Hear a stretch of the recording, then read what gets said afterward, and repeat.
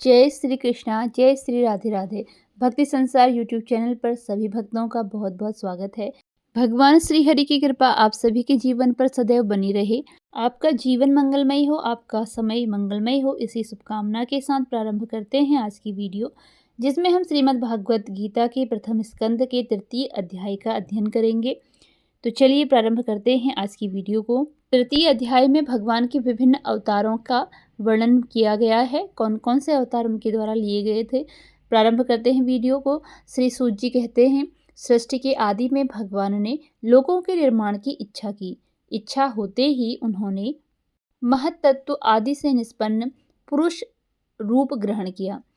उसमें 10 इंद्रियां, 1 मन और 5 भूत, ये 16 कलाएं थी।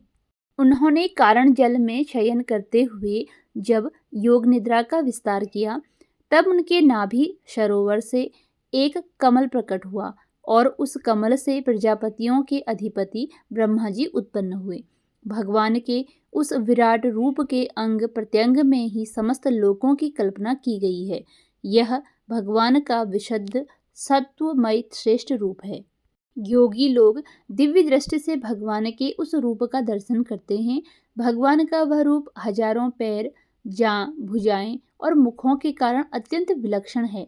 उसमें सहस्त्रों सिर, हजारों कान, हजारों आंखें और हजारों नासिकाएं हैं। हजारों मुकुट, वस्त्र और कुंडल आदि आभूषणों से वह उल्लासित रहता है। भगवान का यही पुरुष, जिसे नारायण कहते हैं, अनेक अवतारों का अक्षय कोश है। इसी से सारे अवतार प्रकट होते हैं। इस रूप के छोटे से छोटे अंश से देवता, पशु, पक्षी और मनुष्यादि योनियों की सृष्टि होती है। उन्हीं प्रभु ने पहले कौमार सर्ग में सनक, सनंदन, सनातन और सनत कुमार, इन 4 ब्राह्मणों के रूप में अवतार ग्रहण करके अत्यंत कठिन अखंड ब्रह्मचारी का पालन किया।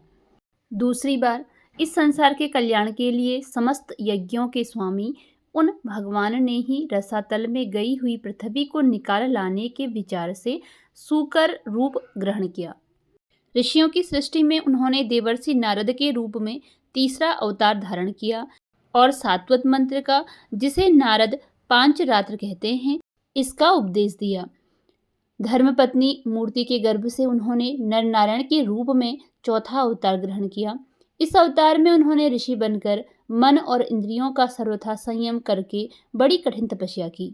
5वें अवतार में वे सिद्धों के स्वामी कपिल के रूप में प्रकट हुए और तत्वों का निर्णय करने वाले सांख्य शास्त्र का, जो समय के फेर से लुप्त हो गया था, आसुरी नामक ब्राह्मण को उपदेश दिया। अनुसुईया के वर मांगने पर छठे अवतार में वे अत्रि की संतान दत्तात्रेय हुए। इस अवतार में उन्होंने अलर्क एवं प्रहलाद आदि को ब्रह्म ज्ञान का उपदेश दिया।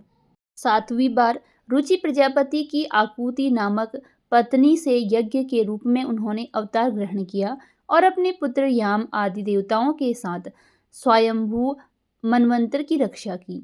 राजा नाभि की पत्नी मेरु देवी के गर्भ से ऋषभ देव के रूप में भगवान के 8वां अवतार ग्रहण किया। इस रूप में उन्होंने परमहंसों का वह मार्ग, जो सभी आश्रमियों के लिए वंदनीय है, दिखाया। ऋषियों की प्रार्थना से 9वीं बार वे राजा पृथु के रूप में अवतीर्ण हुए। शौनकादि ऋषियों इस अवतार में उन्होंने पृथ्वी से समस्त औषधियों का दोहन किया था। इससे वह अवतार सबके लिए बड़ा ही कल्याणकारी हुआ। चाक्षुष मनवंतर के अंत में जब सारी त्रिलोकी समुद्र में डूब रही थी, तब उन्होंने मत्स्य के रूप में 10वां अवतार ग्रहण किया और पृथ्वी रूपी नौका पर बैठकर अगले मनवंतर के अधिपति वैवस्वत मनु की रक्षा की। जिस समय देवता और दैत्य समुद्र मंथन कर रहे थे, उस समय 11वां अवतार धारण करके कच्छप रूप से भगवान ने मंदराचल को अपनी पीठ पर धारण किया। 12वीं बार धन्वंतरी के रूप में अमृत लेकर समुद्र से प्रकट हुए और 13वीं बार मोहिनी रूप धारण करके दैत्यों को मोहित करते हुए देवताओं को अमृत पिलाया। 14वें अवतार में उन्होंने नरसिंह रूप धारण किया और अत्यंत बलवान दैत्यराज हिरण्यकशिपु की छाती अपने नखों से अनायास इस प्रकार फाड़ डाली, जैसे चटाई बनाने वाला सीख को चीर डालता है। 15वें बार वामन का रूप धारण करके भगवान दैत्यराज बलि के यज्ञ में गए। वे चाहते तो थे त्रिलोकी का राज्य, परंतु मांगी उन्होंने केवल 3 पग पृथ्वी। 16वें परशुराम अवतार में जब उन्होंने देखा कि राजा लोग ब्राह्मणों के द्रोही हो गए हैं, तब क्रोधित होकर उन्होंने पृथ्वी को 21 बार क्षत्रियों से शून्य कर दिया। इसके बाद 17वें अवतार में सत्यवती के गर्भ से पराशर जी के द्वारा वे व्यास के रूप में अवतीर्ण हुए। उस समय लोगों की समझ और धारणा शक्ति कम देखकर आपने वेद रूप वृक्ष की कई शाखाएं बना दी। 18वीं बार देवताओं का कार्य संपन्न करने की इच्छा से उन्होंने राजा के रूप में राम अवतार ग्रहण किया तथा सेतु बंधन, रावण वध आदि वीरतापूर्ण बहुत सी लीलाएं की। 19वीं और 20वीं अवतारों में उन्होंने यदुवंश में बलराम और श्री कृष्ण के नाम से प्रकट होकर पृथ्वी का भार उतारा। उसके बाद कलयुग आ जाने पर मगध देश विहार में देवताओं के द्वेषी दैत्यों को मोहित करने के लिए अजन के पुत्र रूप में आपका बुद्धावतार होगा। इसके भी बहुत पीछे जब कलयुग का अंत समीप होगा और राजा लोग प्रायः लुटेरे हो जाएंगे, तब जगत के रक्षक भगवान विष्णु यश नामक ब्राह्मण के घर कल की रूप में अवतीर्ण होंगे। यहाँ 22 अवतारों की गणना की गई है, परंतु भगवान के 24 अवतार प्रसिद्ध हैं। कुछ विद्वान 24 की संख्या यों पूर्ण करते हैं। रामकृष्ण के अतिरिक्त 20 अवतार तो उपयुक्त हैं ही, शेष 4 अवतार श्री कृष्ण के ही अंश हैं। स्वयं श्री कृष्ण तो पूर्ण परमेश्वर हैं, वे अवतार नहीं अवतारी हैं, अतः कृष्ण को अवतारों की गणना में नहीं गिनते। उनके 4 अंश ये हैं, एक तो केशव का अवतार, दूसरा सुतपा तथा प्रश्नि पर कृपा करने वाला अवतार, तीसरा संकर्षण बलराम और चौथा परम ब्रह्म। इस प्रकार इन 4 अवतारों से विशिष्ट 5वें साक्षात भगवान वासुदेव हैं। दूसरे विद्वान ऐसा मानते हैं कि 22 अवतार तो उपयुक्त हैं ही, इसके अतिरिक्त 2 और हैं, हंस और हयग्रीव। शौनकादि ऋषियों जैसे अगाध सरोवर से हजारों छोटे छोटे नाले निकलते हैं, वैसे ही सत्वनिधि भगवान श्रीहरि के असंख्य अवतार हुआ करते हैं। ऋषि, मुनि, देवता, प्रजापति, मनुपुत्र और जितने भी महान शक्तिशाली हैं, वे सब के सब भगवान के ही अंश हैं। ये सब अवतार तो भगवान के अंशावतार अथवा कलावतार हैं, परंतु भगवान श्री कृष्ण तो स्वयं भगवान ही हैं। जब लोग दैत्यों के अत्याचार से व्याकुल हो उठते हैं, तब युग युग में अनेक रूप धारण करके भगवान उनकी रक्षा करते हैं। भगवान के दिव्य जन्मों की यह कथा अत्यंत गोपनीय, रहस्यमयी है। जो मनुष्य एकाग्रचित्त से नियम पूर्वक सायंकाल और प्रातःकाल प्रेम से इसका पाठ करता है, वह सब दुखों से छूट जाता है। प्राकृत स्वरूप रहित चिन्मय भगवान का जो यह स्थूल जगदाकार रूप है, यह उनकी माया के महत्व तत्वादि गुणों से भगवान में ही कल्पित है। जैसे बादल वायु के आश्रय में रहते हैं और धूसरपना धूल में होता है, परंतु अल्पबुद्धि मनुष्य बादलों का आकाश में और धूसरपने का वायु में आरोप करते हैं, वैसे ही अविवेकी पुरुष सबके साक्षी आत्मा में स्थूल दृश्य रूप जगत का आरोप करते हैं।